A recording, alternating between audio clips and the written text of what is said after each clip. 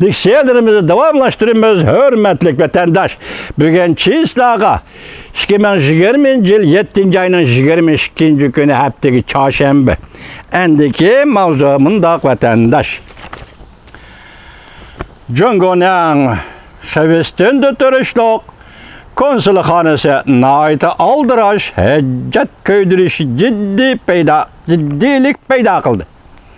Naiti aldıraş hüccet köydürüşü ciddilik peyda kıldı.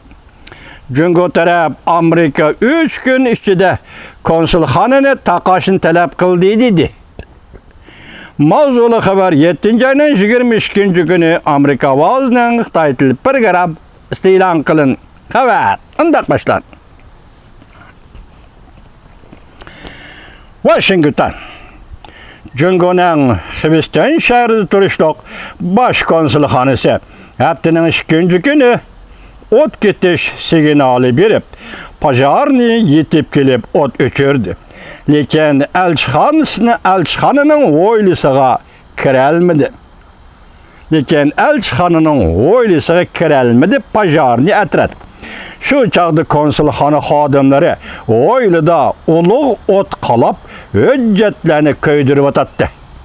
Şu yerdeki xalıqla istütekni körgenden keyin pajarniga xabar qildi.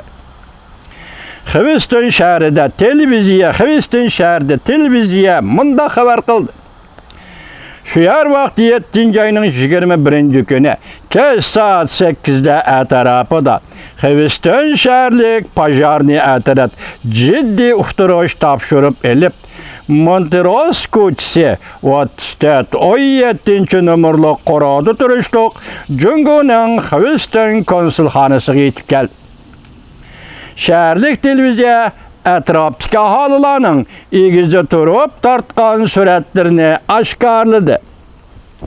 Şu çağda nurg'un konsulxana xodimlari tömür bakning etrafiga oluşup hüccetlerini köydürüp atattı.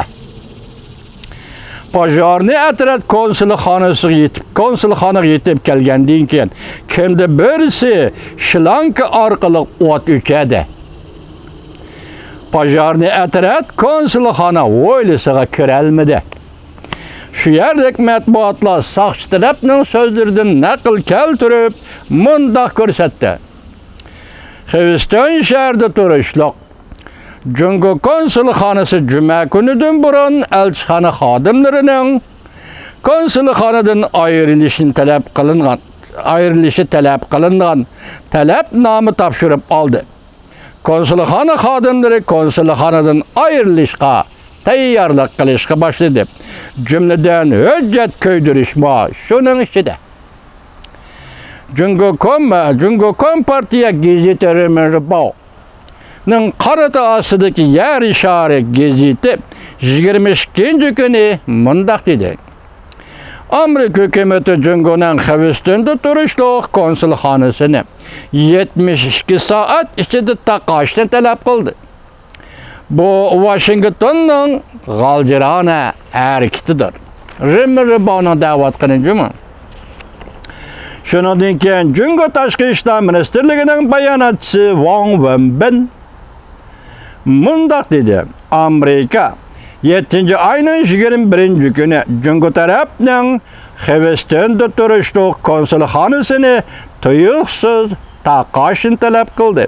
Bu Amerika'nın Cungo'ga qartilgan hareketleri de misli görülmegen hareket yüksekligidir.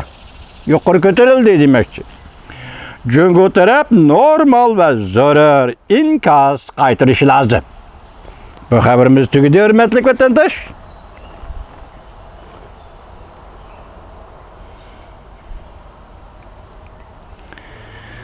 Endi muhokama qilamiz. O'tganda bir muhokama so'zlagandim, o'chib ketdi. Tuyuqsiz shunday bir ta'tir nima ekan bu kompyuter degan kamera degan vatandosh kechiring.